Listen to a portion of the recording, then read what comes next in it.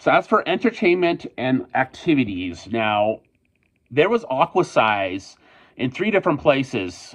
I saw one on the beach for us in the water while they were aquasizing on the beach, like the activities they were doing for us in the water. Now, they also had it on the main pool at one point, which I did not see. I actually saw a video of somebody who posted it later where they had them aquasizing at the main pool, as well as at the privilege pool. I saw them there days later, after being there for the first couple days.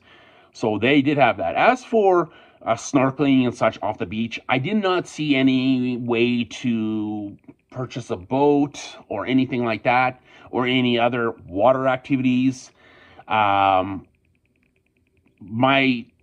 high recommendation on that is, I was told, first of all, that you could rent a snorkel gear and take a boat out or whatever for about $20 Canadian and go out all day. That did not seem possible. I didn't see nothing, like I said. But what I would highly recommend, and I'm going to do this the next time I go back to Cuba, is I'm going to bring my own snorkel gear. And I don't have to pay for a thing. Do my own snorkeling in the water as is. Plus, let me tell you, when I was on my excursion, first of all, the snorkel gear that I had, horrible.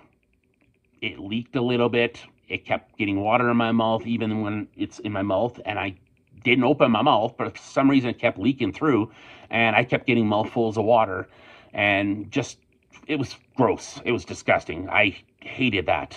So I'm going to bring my own goggles and snorkel.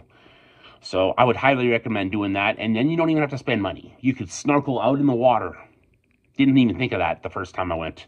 But I did see a sign, though, when I was walking through the resort at one point, where I saw a sign that said gym. And I did not see any gyms.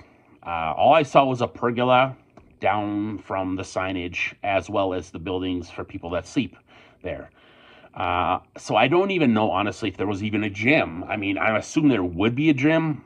Otherwise, they would have to get rid of the sign, and unless they forgot to get rid of the sign. But I don't know. I really don't know. I just saw the sign, a pergola that clearly was open, as well as the buildings that were just sleeping quarters. So again, I don't know what kind of activities there were in regards to the gym type of activities. There was a theater. I will tell you this. I saw a theater, which, due to my dismay, was closed. And it was really, actually, by the way, it was really close to the back side of the building for the lobby bar in that area.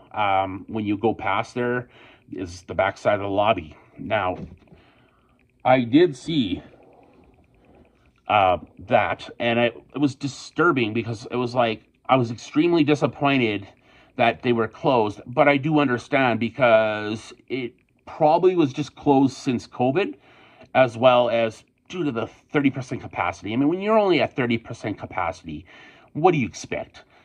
They would have not had enough enough people there to really even concern them to have to open up a big building like that, which again still disturbed me, upset me, because I wish they did at least a couple times throughout that time. So there was that, but again, they were not there. Where did my pen go? Hidden. Oh, look at that. So again, like I said, it was not my, it was to my dismay. I was disappointed. And I'll say that one more time, like I said, because I was extremely disappointed, and I was looking forward to having a nice theater-style act or something like that. Like, even one time in the whole 2 weeks I was there. Anyway, enough about that, but that's what happened. So, as for the nightly entertainment, which I'm going to get into, it was in the lobby, basically, and being very tiled. I'll get to another point after with that. The first night, it seemed like they had some kind of name the song game. which seemed okay, but again, I wasn't involved with it. And then nightly afterwards, they had a band playing music in like a lot of Latin music and stuff, like Spanish music, which I loved. A lot of it was pretty cool. You can actually see some videos on my channel. I won't add any to this, but you can see it on my channel. Please, again, please subscribe and like my videos. You can see those videos with the music that I'm talking about. They did have dancers as well as a violinist and a singer one day, keyboard and a singer another day. And then after they were finished, usually about an hour to an hour and a half, and they usually started around 9 or 9:30, and then they would just play music afterwards. And so the dancers, though, they would dance to a mix of American and Latin music. So it was interesting. This happened nightly, except for those last couple days that I stayed there due to the hurricane. So during that few days left, they just played a little bit of music, and that's about it. Nothing special. So one evening, I was with that couple that I met there, and her ears, sometimes she would have issues with her ears bothering her, some kind of tetanitis, that ringing of the ear sometimes, and it would bother her. So I actually told her, okay, I'll talk to them. So I went over to the keyboard lady, and I said, yeah, my friend there, she has issues with her hearing, and it's bothering her ears, the loud music. Could you guys turn down the volume of the music that they were playing, right? And she kind of like didn't understand what I was saying, or she played dumb. I don't know. So I'm like, okay, whatever, fine. I will go talk to the guy that's there. He wasn't there at that moment. So when he came back a few minutes later, I went up to the guy around the corner, and I said, look, my friend, I basically said what I just said to her, but can you please turn it down? He kind of looked at me and like, almost like he played dumb or didn't know what I was saying, but he did say this. Well, unfortunately, I have something to do with needing a computer, the laptop they had there. They had a laptop on a few occasions, and they're like, yeah, we can't without the laptop. And I'm like, okay, that's fine, I guess. That's kind of weird. So I told her what they said, and she was like, oh, really? Now, she went up to them minute later, or went up to him minute later and said to him, look, you know that guy was just with you asking you about turning down the volume?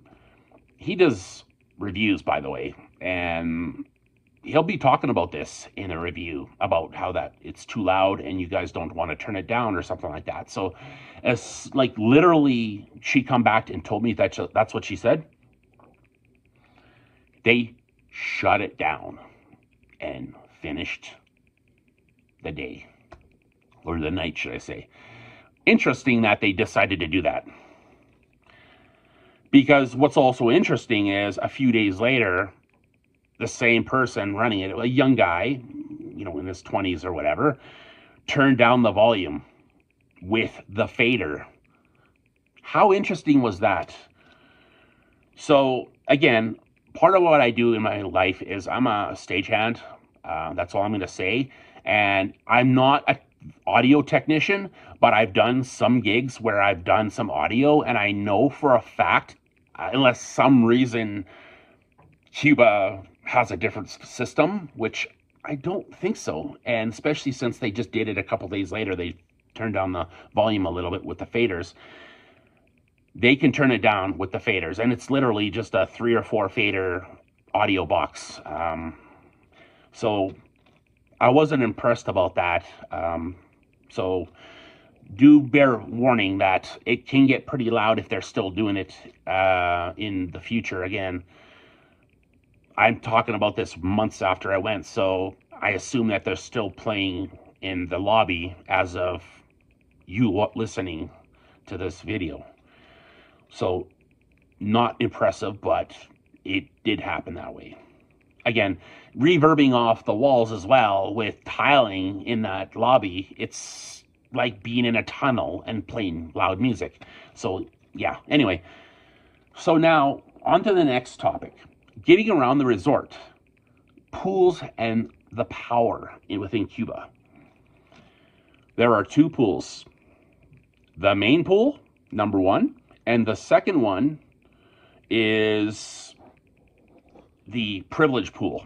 Now, the main pool is the biggest one, but it has 2 bridges that cross on different spots. At first, I only thought there was one, but for some reason, I misunderstood myself, and I'm like, no, there was 2.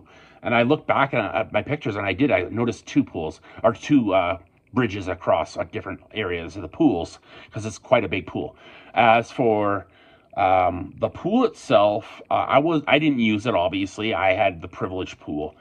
But I talked to a couple couples that I met in the privileged side, and they told me they were there a few days before me. Actually, yeah, did they? Actually, I don't even think they were there. I think they were there before me. They were there before me. That's right. Anyway, they did tell me, though, that there was algae growth in the main pool, and it was severe. They were working on it 3 or 4 days by this day that I spoke with them. And within a couple days of me being there, they told me this. And so 3 or 4 days in, they were still working on cleaning the pool. Their reason why algae growth was because of a broken pump.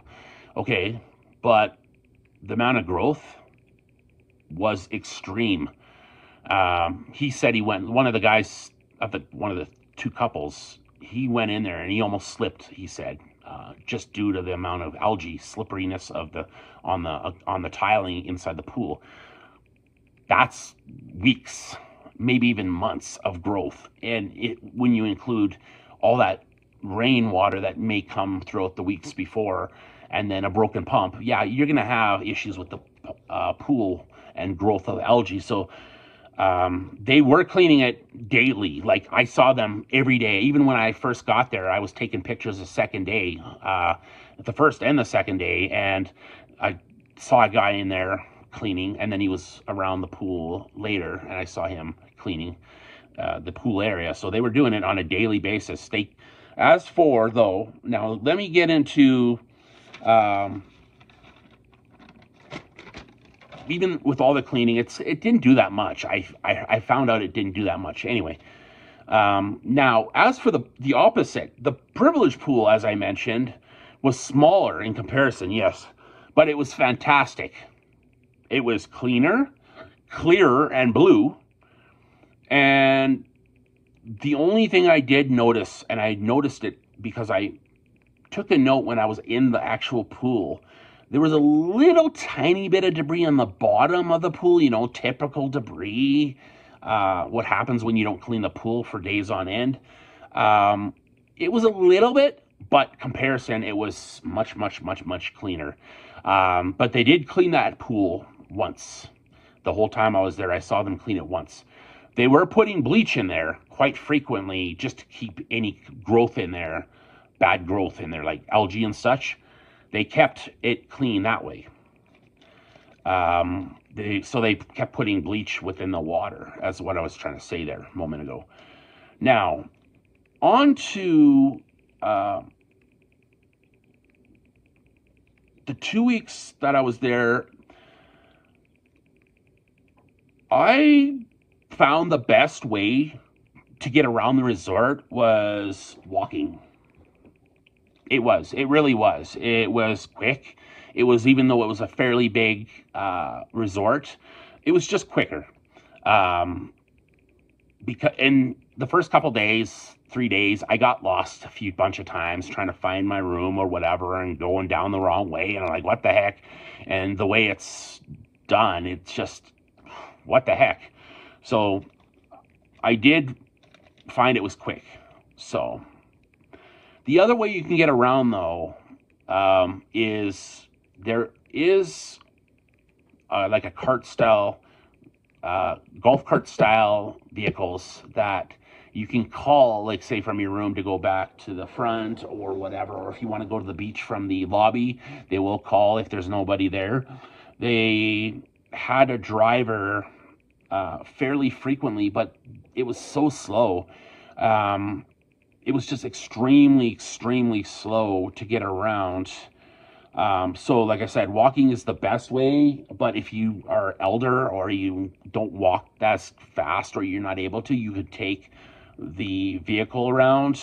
But mind you, to be picked up from other areas, it could take a while. Example would be, I asked for a ride from my room on my last day. I will talk about one more thing after that. I called for a pickup to get my stuff and myself to go to the lobby waiting for my transfers to the airport on my last day. And I called probably about 2:15. And good thing I called at over an hour early, knowing I needed that time. He came around about half an hour after I called, roughly 25 to 30 minutes after I called. I'll be back, because he was full. Okay, no problem. I waited and I waited and I waited and I waited. And I still waited. It was closer to 45 minutes to an hour, somewhere in that time frame now. I'm still waiting. It's now almost 3 o'clock. Still nothing. So just sometime after 3 o'clock, I went up. The cleaning lady was, I went up to the lady that was cleaning the room, my room, and I said to her, look, by this time I'm frustrated. Hey, can you call the front desk and please get them to pick me up? I'm waiting for almost an hour and I'm gonna miss my friggin' transfers. I knew I had a little bit of time left because it wasn't until almost 4 o'clock that they were gonna pick me up, but I was annoyed with the length of time for me to wait. So I told her, again, as I mentioned a moment ago, please, can you get them to pick me up? Like, tell them to pick me up. Like, I've been waiting for almost an hour. Like, this is ridiculous. And I'm carrying a bag plus my backpack. So please hurry the heck up. It took another 15 to 20 minutes at least. Again, this is just after 3 o'clock. And finally, around 3:15-ish, maybe 3:20, again, I still had a good 20 minutes, half an hour at least by the time they picked me up. I was extremely unimpressed. So I would have just, if I knew it was going to take that long, I would have just taken my stuff and walked away and went. And I did mention it to them later that I was extremely unimpressed with their slow service when it came to picking me up. So I do other stuff as well, and I did mention it in that as well. So I just wasn't impressed. So if you're fully capable of walking around, that's the quickest way. But even if you don't mind walking with your bags and stuff, fine. It would be the best. And my checkout was 3 o'clock, by the way. So it's way after 3 o'clock, and I wasn't even picked up. That's also another thing that frustrated me. So I was out of the room even before 3 o'clock. So I'm telling you guys this in a lot longer format because this was how it happened. But one more thing, like I mentioned, one thing I will tell you, and this is why I said earlier that I was going to tell you this, one more thing. The quickest time to be dropped off usually is after 10 or 11 o'clock at night. Why? Because even if there's a room full of people still listening to entertainment or the music in the bar lobby, getting a drop off from the main lobby to your room, very quick. That's the only time. And I think that what they need to do is, to improve it, they need to add at least 2 people during the day, especially when they know when there's an influx of people in the resort. They need to fix that because that's ridiculous. To me, that's absolutely ridiculous. So that's my train of thought on that whole thing when it came to the crappiness of that part. And I could go on about talking about walking around, but again, that's the quickest way, honestly, and it's also the best way to see where you're going, to see the sights basically, and to get to know where to go. So again, your choice. You have options, but the fastest, definitely walking. Now, Power in Cuba.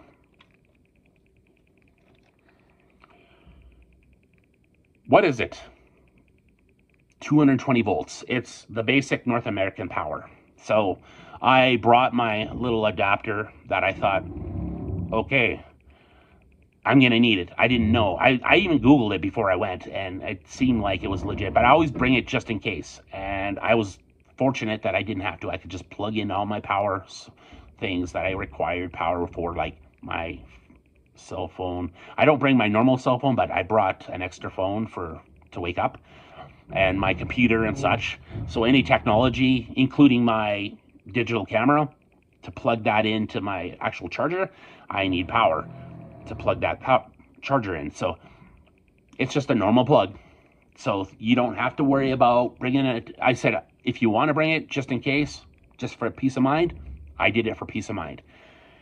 But it's just a regular plug-in, wham bam. So simple. Also, when it comes to power in Cuba, keep in mind, when you're in Cuba, the power may go out. I didn't know this. They are extremely prone to power outages. It happened one time after we were finished dinner, me and that couple that I hung out with. It happened once.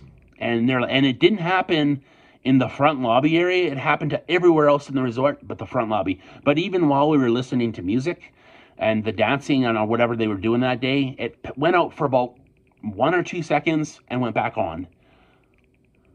But it happened, I think, one time after that. But then that night, actually, it was a thunderstorm. Actually, that's why it also went out, because they're prone to thunderstorms as well, being it's so humid there. And that's one thing I love about, well, I don't love humidity, but you sweat like a pig, and it's so humid there that they're prone to thunderstorms. And that night, it happened to be a thunderstorm. It was a lot of thunder and lightning that day. So anyway, expect it to happen. If you go to Cuba, no matter what resort you are in, it's a high probability it will happen. So expect it. So make sure you have all your charged items charged, because if it does stay out for a day, for whatever reason, before they fix it, you want to make sure you have fully charged. So, yeah, that's about it for that.